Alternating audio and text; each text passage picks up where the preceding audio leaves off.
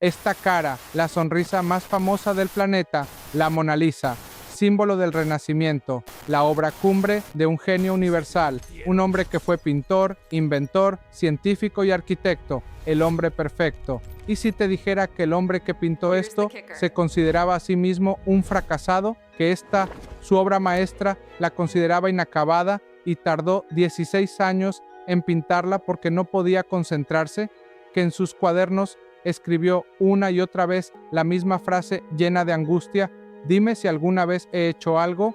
En los próximos minutos vamos a desmantelar el mito del genio perfecto para revelarte la historia real de Leonardo da Vinci, el mayor y más brillante procrastinador de la historia. Ok, respiremos. Para entender al hombre, primero debemos dimensionar la leyenda, y la leyenda de Leonardo es colosal. Cuando pensamos en él, pensamos en el hombre del Renacimiento, una etiqueta que prácticamente se inventó para él. Su mente parecía no tener límites. Como pintor, nos dio no solo la Mona Lisa, sino también La Última Cena, un mural que redefinió el drama psicológico en el arte. Como anatomista, sus dibujos del cuerpo humano eran tan precisos que siguieron siendo la mejor referencia médica durante más de 200 años. Como ingeniero, diseñó prototipos de helicópteros, tanques de guerra, submarinos y puentes giratorios 500 años antes de que existiera la tecnología para construirlos. Era botánico, geólogo, cartógrafo, músico. La lista es interminable. La imagen que tenemos es la de un titán de intelecto sin esfuerzo. Un hombre que se despertaba, tenía una idea genial, la dibujaba a la perfección y pasaba a la siguiente. Un hombre que no conocía el fracaso.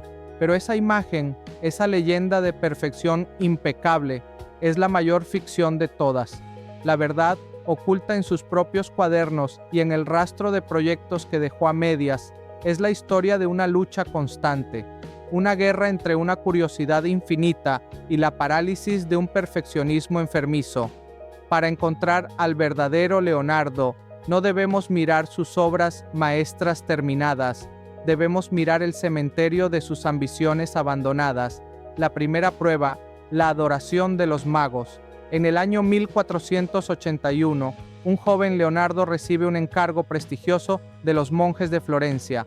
Empieza a trabajar con una energía febril, diseñando una composición radicalmente nueva, llena de movimiento y emoción. Pero a los pocos meses, simplemente abandona el proyecto. Deja la tabla de madera con un boceto espectacular pero inacabado y se muda a Milán. ¿Por qué? Nadie lo sabe con certeza. Simplemente perdió el interés, atraído por la promesa de un nuevo mecenas. Y es en Milán donde se embarca en su proyecto más ambicioso, el Gran Caballo Sforza. Su nuevo patrón, el duque Ludovico Sforza, era un hombre de poder y prisas, y quería un monumento ecuestre colosal para honrar a su padre. Leonardo le promete no solo una estatua, sino la estatua de bronce más grande que el mundo hubiera visto jamás. El duque, impresionado, le da el trabajo. Fue un error. Poner a un procrastinador perfeccionista a trabajar para un cliente impaciente es una receta para el desastre. Leonardo, en lugar de empezar a esculpir, se obsesiona. Pasa años, no meses, años, diseccionando caballos, estudiando cada músculo, cada tendón.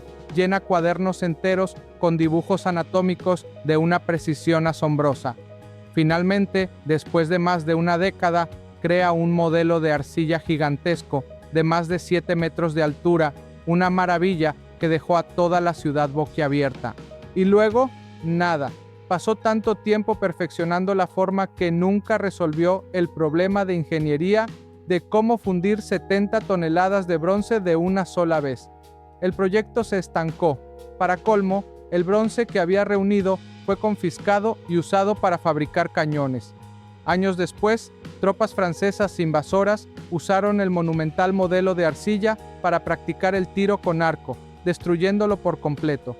16 años de trabajo reducidos a nada. Y quizás su fracaso más humillante tuvo lugar de vuelta en Florencia, en lo que se conoció como el Duelo de los Titanes. La ciudad le encarga pintar un fresco gigantesco para celebrar la victoria en la batalla de Anghiari. Era el encargo de su vida. Y para hacerlo más dramático, en la pared de enfrente del mismo salón, le encargaron a su archirrival, el joven y temperamental Miguel Ángel, pintar otra escena de batalla.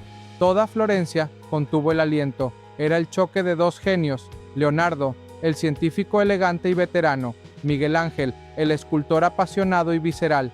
Leonardo, en lugar de usar la técnica de fresco tradicional y probada que Miguel Ángel dominaba, decide experimentar.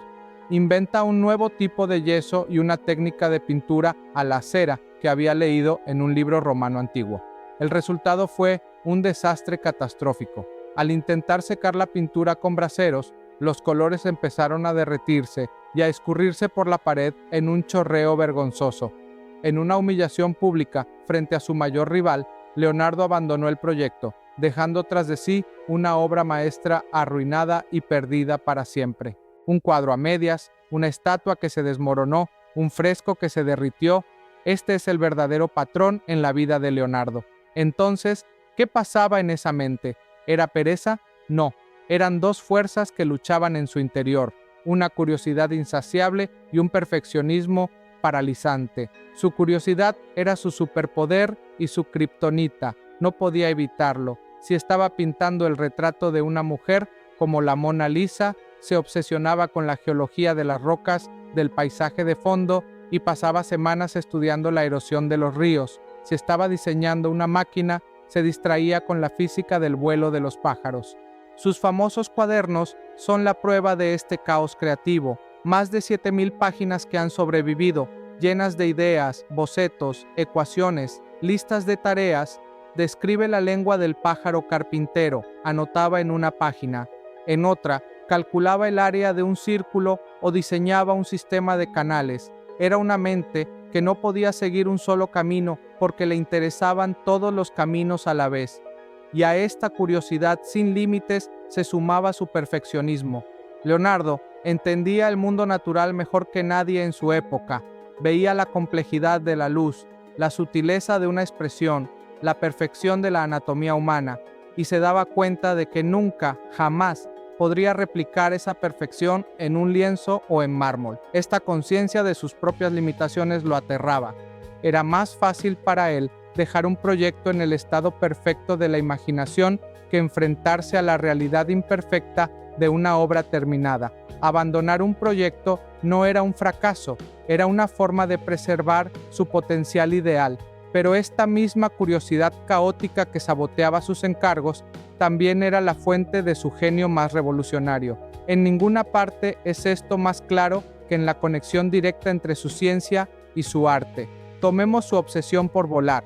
No solo dibujaba máquinas voladoras caprichosas, pasaba horas y horas observando pájaros, llenando páginas con estudios sobre la forma de sus alas, la manera en que usaban las corrientes de aire. Sus diseños para el ornitóptero no eran fantasía, eran ingeniería inversa de la naturaleza. Para él, para pintar un pájaro, primero había que entender cómo volaba, o su trabajo más arriesgado, la anatomía. En una época en que la iglesia lo prohibía, Leonardo diseccionó en secreto más de 30 cadáveres humanos. Se metía en las morgues por la noche para poder estudiar los músculos, los huesos, los órganos. No lo hacía por morbo. Lo hacía porque para pintar un brazo no le bastaba con ver la piel, necesitaba entender la estructura del músculo y el hueso que había debajo. El realismo de sus figuras, como la de San Jerónimo, viene de ese conocimiento profundo y prohibido. Volvamos entonces a la Mona Lisa. No fue un rapto de inspiración, fue una lucha de 16 años. Leonardo la llevaba consigo a todas partes, de Florencia a Milán, a Roma y finalmente a Francia. Estaba constantemente retocándola, añadiendo veladuras de pintura casi transparentes para capturar la luz, cambiando la comisura de los labios. Nunca la entregó a la persona que la encargó. Murió con ella en su estudio, probablemente porque a sus ojos todavía no estaba terminada. Entonces, ¿fue Leonardo un fracasado como él temía? La respuesta es un no rotundo. Su legado no está solo en el puñado de obras que logró terminar. Su verdadero legado está en esas 7,000 páginas de caos, en sus dibujos anatómicos que adelantaron la medicina, en sus diseños que anticiparon la tecnología moderna, en su insistencia en que el arte y la ciencia no eran dos disciplinas separadas, sino dos formas de leer el mismo libro, el libro de la naturaleza. El mito de Leonardo nos da un dios del Renacimiento, una figura inalcanzable de perfección. La historia real nos devuelve a un hombre que luchó contra la distracción, la duda y el miedo a no ser lo suficientemente bueno, las mismas luchas que enfrentamos todos nosotros, y darse cuenta de que logró todo lo que logró, no por la ausencia de estas fallas humanas, sino a pesar de ellas, no lo hace menos genial, lo hace infinitamente más inspirador.